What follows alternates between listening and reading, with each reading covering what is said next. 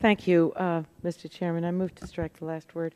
I don't know how many of you recall years ago on Saturday Night Live, there was a segment entitled The Whiners. And, they sat on the sofa and all they did was whine. They were a broken record. And I can't help but think of that segment of Saturday Night Live. The first rhetorical question that I would raise is, what do you have on the table? What plan have you come up with for the American people that would end the discrimination that we ended in the Affordable Care Act and all of the benefits that have come with it? It's a broken record. It's a broken record on your side. And it really, again, all of a sudden, I can picture and hear that segment on Saturday Night Live. You hate the health plan, the person that signed it into law, and it's been a constant drumbeat. And now you're suing the president for making an adjustment. I mean, go figure.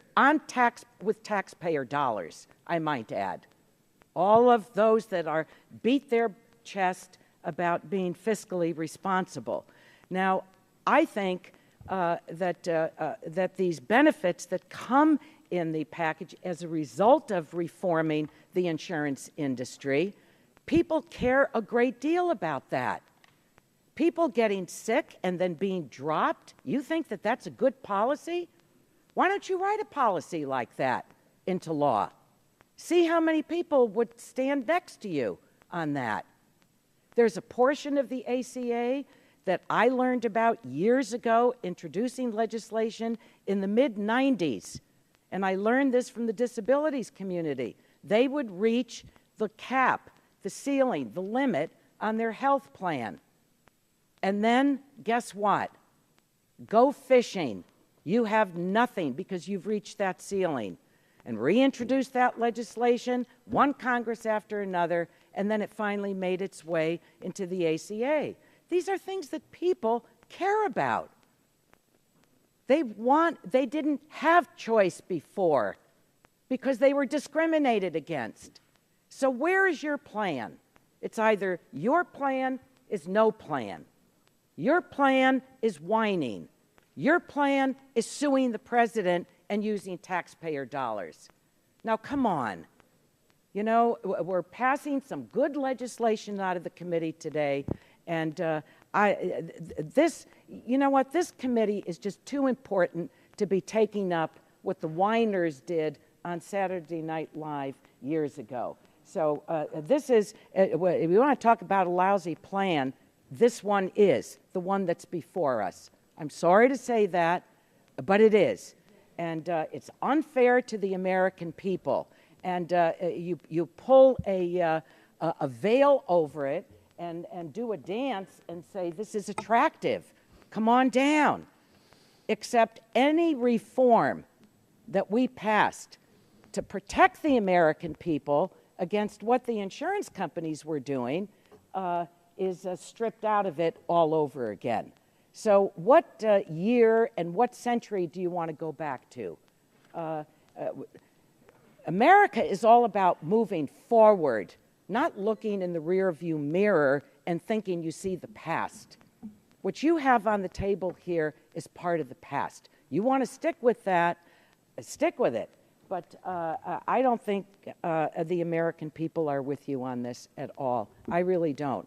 Is the ACA perfect? Of course not. No legislation is.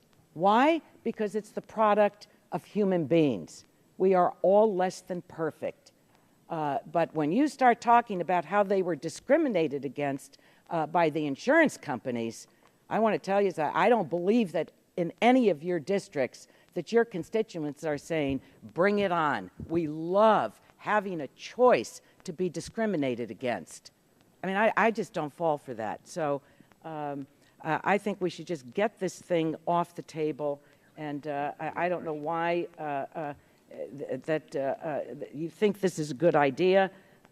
Let's take a vote on it And I hope no more Saturday Night Live whining is brought up in legislation, because it's not attractive, it's not truthful, and it really does not fit with the dignity of the American people. I yield back.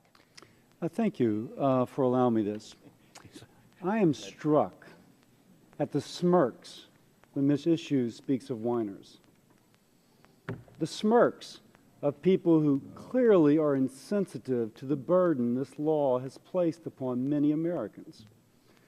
Here is a study showing that for women, 2013 to 14, average premium increases of 41%, going up as high of 41% with different age ranges having 18, 28, and 37. If you're one of those folks who's lower income, not on a subsidy, and someone in Congress is calling you a whiner and smirking over the inside joke, I cannot believe that. Secondly, Mr. Green, you mentioned the National Journal. Unfortunately, that article is a little old. Here, I submitted for the record this, which shows that health care premiums skyrocketing, not according to Price Waterhouse, which did that study, but to insurance brokers. In Delaware, up to 100%. California, 53%. So I've submitted this for the record, but now I'll submit something that came out on the record today, because we just heard about how wonderful cover California is doing.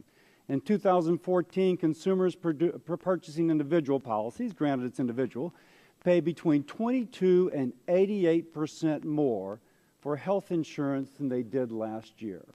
You're a family not on a subsidy paying over 10 to 15% of your income for insurance, and people are smirking in Congress calling you a whiner. And as regards the superiority of these policies relative to that which is in the free market, I'll submit this for the record. Kansas Town employees loses health care coverage due to Obamacare, more expensive, less generous, and Blue Cross Blue Shield said they wouldn't cover anyone unless they worked more than 30 hours. Therefore, part-time employees now lose their health coverage. This is the superiority of the exchange. Now, again, as to the Shangri-La of how wonderful Obamacare is, here's another article from National Journal. Is Obamacare living up to its pre-existing conditions promise? And the reality is no. The reality is that under the law as written in Florida, HIV patients are not getting the therapy that they wish because they've been priced out. Now, I'm a little curious.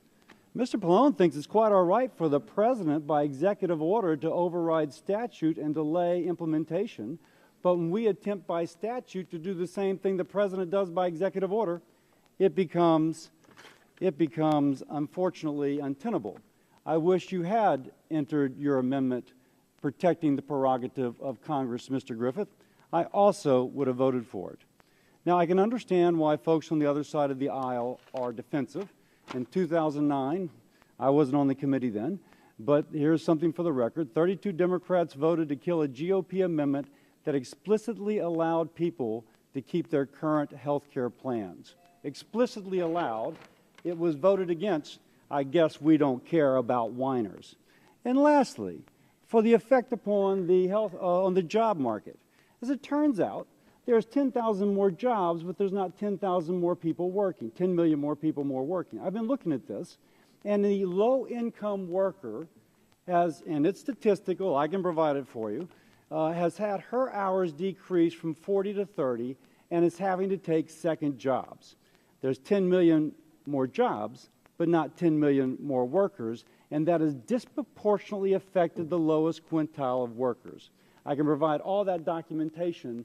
We are pounding the American people with this law, but folks up here smirk, calling them whiners. Well, I stand firmly on the side of those American people who are now insurance poor to fulfill a vision of another party that doesn't think they are smart enough to know the policy they should have. And just let's do away with one more red herring. This has nothing to do with having policies canceled. There's still an open enrollment period. If you don't like your policy, you can go into another. There's nothing to prevent people from learning.